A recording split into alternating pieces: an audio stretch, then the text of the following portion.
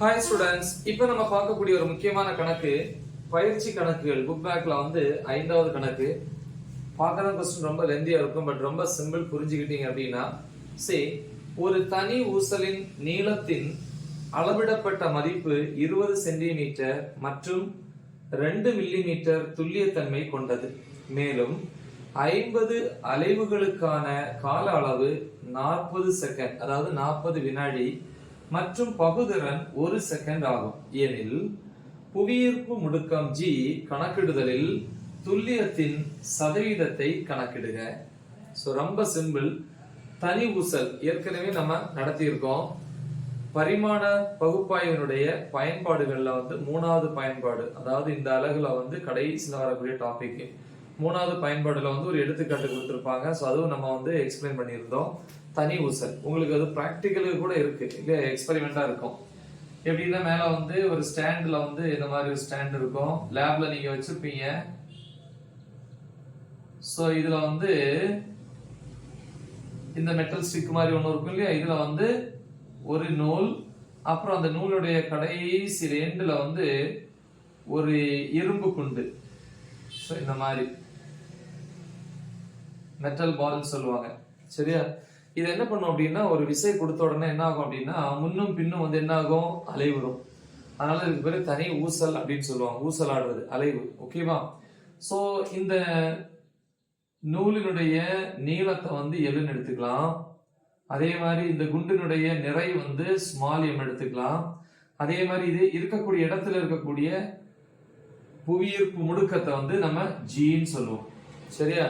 இப்ப நம்ம என்ன பண்ணோம் அப்படின்னா, பொதுவா வந்து சில கருவிகளை பயன்படுத்தி நம்ம என்ன பண்ணுவோம் அப்படின்னா அளவுகளை வந்து அளப்போம். இப்போ எக்ஸாம்பிளுக்கு பாத்தீங்கன்னா, இந்த நூல் வந்து எத்தனை சென்டிமீட்டர் நீளத்துல இருக்கு அப்படிங்கறத பாக்குறதுக்காக ஆய்வகத்துல, அதாவது லேப்ல வந்து நம்ம ஒரு மீட்டர் ஸ்கேல வந்து பயன்படுத்துவோம் இல்லையா, அந்த உடன் ஸ்கேல், கரெக்டா மர ஸ்கேல் சொல்லுவோம். அதை வச்சு அளப்போம். அதோட எண்டு வந்து சில நேரங்கள்ல வந்து எப்படி இருக்கும், தேஞ்சு போயிருக்கும். அப்ப நீங்க அளக்கும் போது கரெக்டான மதிப்பு கிடைக்காது. ஒருவேளை நீங்க கரெக்டான மதிப்பு, ஒருவேளை ஃபார் எக்ஸாம்பிளுக்கு 50 சென்டிமீட்டர்னு வச்சுப்போம். ஆனா நீங்க அளக்கும் போது உங்களுக்கு கிடைச்ச மதிப்பு 48.5 சென்டிமீட்டரோ அல்லது 48 சென்டிமீட்டரோ ஏதோ ஒன்று வச்சுக்கலாம், கரெக்டா? இல்ல 49 சென்டிமீட்டர். இல்ல சார் இவ்வளவு வித்தியாசம் வராது சார் அப்படின்னீங்கன்னா பரவாயில்ல, 49.5 சென்டிமீட்டர் இது உண்மையான நீளம். இது நீ கருவியை பயன்படுத்தி அளந்ததுனால கிடைச்சது 49.5. அப்ப ஏதோ ஒரு பிழை வந்து அங்க இருக்கு. எவ்வளவு பிழை இருக்கு? இந்த ரெண்டுக்குள்ள வித்தியாசம், அதான் சேஞ்ச் இன் லென்த், நீளத்துல வித்தியாசம். ஈக்குவல் எவ்வளவு? 50 மைனஸ் கரெக்டா 49.5 எவ்வளவு? 0.5.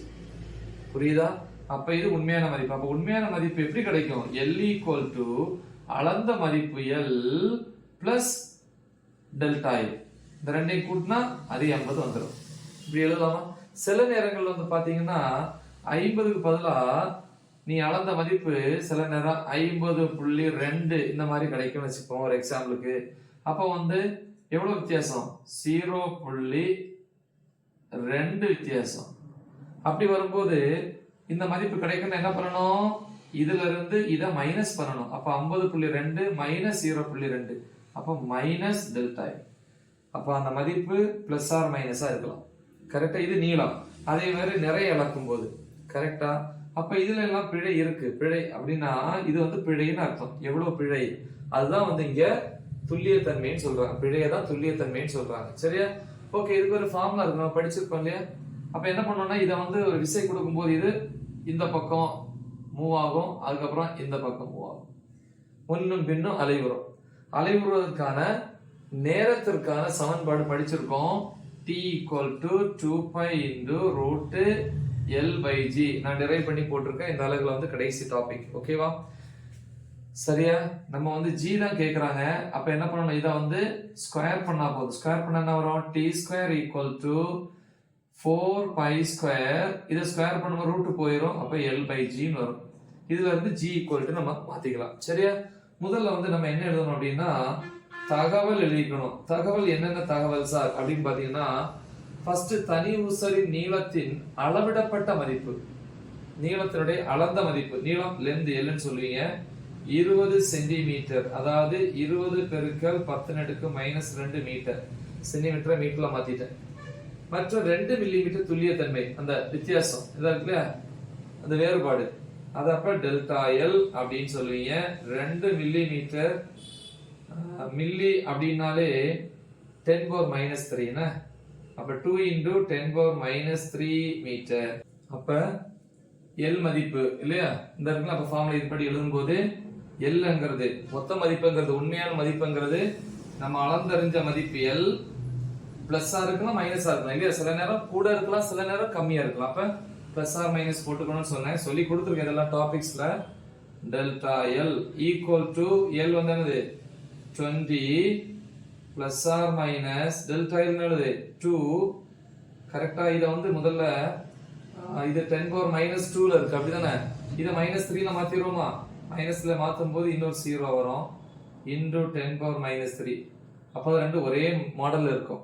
அப்படி எழுதும் போது இங்க 200 பிளஸ் ஆர் மைனஸ் இங்க என்னது 2, வெளியே வந்து என்ன போட்டுக்கலாம் 10⁻³ மீட்டர். அடுத்து வந்து 50 அலைவுகளுக்கான கால அளவு வந்து 40 செகண்ட் காலம் நேரம் கொடுத்திருக்காங்க டைம். இப்ப t = 40 வினாடி. அதனுடைய பகுதிரன்ங்கிறது வேற ஒண்ணு இல்ல, அந்த துல்லியத்தன்மை எவ்வளவு வித்தியாசம் சொன்னா இல்லையா, அந்த டெல்டா மாதிரி டெல்டா t வந்து 1 வினாடி. அப்ப மொத்த நேரம் t = இதே மாதிரி தான ஃபார்முலா அதுக்கும் வரும், t plus R minus delta t. அதாவது 1 செகண்ட் அதிகமா இருக்கலாம் இல்லனா கம்மியா இருக்கலாம். சோ அப்ப ஈக்குவல் டு ரெண்டு ஒரே அலகுல தான் இருக்கு, பிரச்சனை இல்ல. அப்ப 40 பிளஸ் ஆர் மைனஸ் 1 செகண்ட். சரியா, என்ன கேக்குறாங்க அப்படின்னா புவியீர்ப்பு முடுக்கம் g கணக்கிடுதலில் துல்லியத்தின் சதவீதத்தை கணக்கு. அதாவது துல்லியத்தின் சதவீதம் துல்லியம் அதான் அந்த மிஸ்டேக். இப்ப சொன்னேன் இல்லையா, இப்ப இந்த கேஸ்ல பாத்தீங்கன்னா 50 தான் நம்ம அளந்த மதிப்பு, ஆனால் அளந்த மதிப்பு 50.2, ஆனா உண்மையான மதிப்பு எவ்வளவு 50, நமக்கு கிடைச்சது 50.2. அப்ப எவ்வளவு வித்தியாசம் 0.2.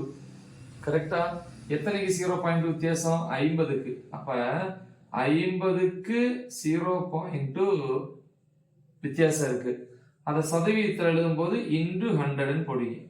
அதே மாதிரிதான் இங்க நீளம் வந்து எல், அதுல வந்து எவ்வளவு வித்தியாசம் டெல்டா எல்.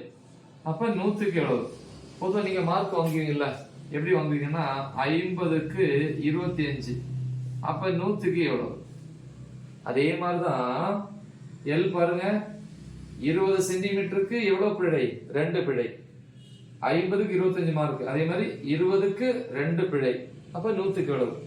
கரெக்டா, அப்படி எழுதலாம் இல்லையா. அப்ப எல்லாத்துலயும் அப்படி எழுதலாம், நீளத்துக்கு வரும் நேரத்துக்கு வரும். அதே மாதிரி இந்த ரெண்டையும் பயன்படுத்தக்கூடிய ஃபார்முலா நீளம் நேரத்தை பயன்படுத்தினா ஜீல அந்த பிழை வரும் இல்லையா, அதான். அப்ப மொத்த ஜியோட மதிப்பு அதுல எவ்வளவு வித்தியாசம் இன்டு 100%. சதவீதத்துல அந்த துல்லியத்தின் சதவீதத்தை வந்து கேட்கறாங்க. புரியுதா? எஸ். இப்ப நம்ம இதை எழுதுவோம். இதை சப்ஸ்டிட் பண்ணும் உங்களுக்கு தெளிவா புரியும். தீர்வு சரியா, என்ன கேட்கணும் புவியீர்ப்பு முடுக்கம் இல்லையா, புவியீர்ப்பு முடுக்கம் ஃபார்முலா எழுதிரும். புவியீர்ப்பு முடுக்கம் இதுல இருந்து g மேல கொண்டு வாங்க, g = t² கீழே கொண்டு போங்க. ஆல்ரெடி அங்க என்ன இருக்கு 4π², t² கீழே வரும்போது l/t². சரியா, நம்ம என்ன கண்டுபிடிக்கணும், இதுல வந்து பிழையை கண்டுபிடிக்கணும். நல்லா பாருங்க, எல்லுல பிழை இருக்கு, இது அளந்தறியப்பட்ட மதிப்பு. அதே மாதிரி இது வந்து அதுல இருக்கிற பிழை. கரெக்டா, மொத்த மதிப்புங்கும் போது இதுல இருந்து இது ஆட் ஆகலாம். ஒண்ணு 2 அதிகமா இருக்கலாம், இல்லைன்னா 2 கம்மியா இருக்கலாம். ஏற்கனவே எக்ஸாம்பிள் சொல்லியிருப்பேன் இல்லையா, அதே மாதிரி அதே நேரத்திலயும் இருக்கு. அப்ப இந்த ரெண்டுலயும் பிழை இருந்தா அந்த பிழையை இதுல பிரதியிடும் போது சப்ஸ்டிட் பண்ணும் போது மொத்த மதிப்புல என்ன இருக்கும் பிழை இருக்கும் இல்லையா. அப்ப அதோட பிழை எப்படி எழுதுவீங்க, டெல்டா g/g இன்டு 100%. இது வந்து நம்பர் வந்து 4னா 4 தான், பை வந்து 3.14, அது கான்ஸ்டன்ட் மாறாத நம்பர். அதுல என்ன பிழை இருக்க போகுது இல்ல இல்லையா. அப்ப அது பிழை லிஸ்ட்ல வராது, அது போயிடும்.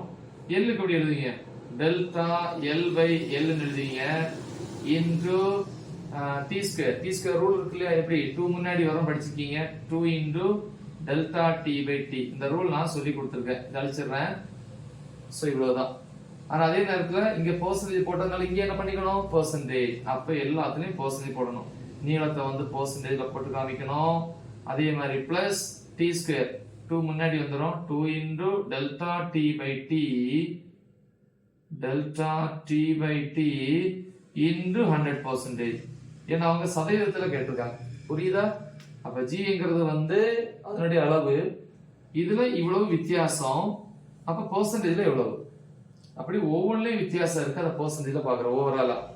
அப்ப is equal to delta L by L. delta L என்னது இந்த இருக்கு இல்லையா 2 millimeter 2 into 10 power minus 3 meter 2 into 10 power minus 3 meter by நீளம் 20 சென்டிமீட்டர் மில்லிமீட்டர்ல மாத்தும் போது 200 into 10 power minus 3 into எவ்வளவு 100%. 100 percentage லாஸ்ட்ல போட்டுக்கலாம்.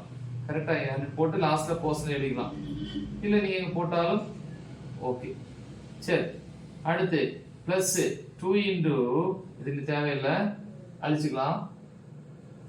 டெல்டா டி எவ்வளவு 1 by t எவ்வளவு டைம் வந்து எவ்வளவு 40 செகண்ட் 40. இது எங்க t கேபிட்டல் டி போட்டுக்கலாம். டைம் வந்து ஃபார்முலால வந்து கேபிட்டல் டி இருக்கனால இங்கேயும் கேபிட்டல் டி போட்டுக்கலாம். ஒன்றும் பிரச்சனை இல்லை. சோ அப்ப எல்லாத்தையுமே கேபிட்டல் டி ல மாத்திடுவோம். ஓகே 1 by 40 into 100 பிராக்கெட் போட்டுப்போம். இங்க 2 into அதே மாதிரி இங்க பிராக்கெட். இப்போ இதுல எதெல்லாம் கேன்சல் ஆகும் பார்க்கணும். 10 power minus 3 10 power minus 3 cancel. இந்த ரெண்டு 0 கேன்சல். இங்க அதே மாதிரி பர்சன்டேஜ் இதுல போட்டாலே போதும். இல்ல லாஸ்ட்ல கூட பர்சன்டேஜ் போட்டா போதும்னா 0 கேன்சல். இப்போ இதுல மீதி இருக்கிறது என்னது is equal to இதுல 2 கேன்சல் இல்லையா. இது எல்லாமே கேன்சல் ஆயிட்டு இங்க மீதி இருக்கிறது 1 தான் இருக்கு. 1 பிளஸ் இங்க 2 4ல 2 இருக்கு. 2 2s are 4 10 by 2 10 by 2 என்னது 5. கரெக்ட்டா பெர்சன்டேஜ்ல. அப்ப delta g by g into 100% equal to 1 plus 5 6%. இது வந்து என்னது மொத்த துல்லியத்தன்மை. கரெக்ட்டா? அப்ப இதுல வந்து எவ்வளவு இருக்கு நீளத்துல வந்து 1%, அப்புறம் நேரத்துல வந்து 2 into அப்படின்னு வரும்போது 5%, மொத்தம் துல்லியத்தன்மை முடுக்கத்துல வந்து 6%. இவ்வளவுதான் முக்கியமான ஒரு கணக்கு.